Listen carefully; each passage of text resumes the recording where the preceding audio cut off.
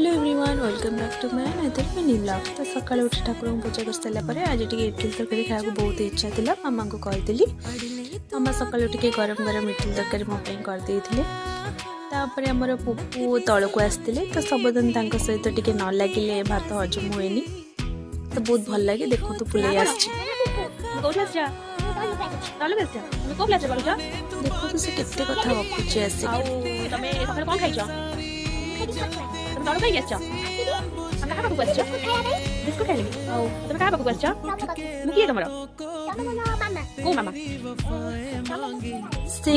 तौक आसले भल लगे मत बहुत मानते बहुत बढ़िया लगे।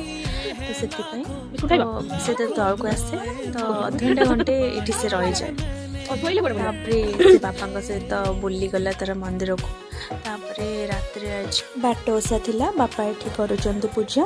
तो एमती किसी वीडियोटी तो लाइक करने को जमा भी भूलें।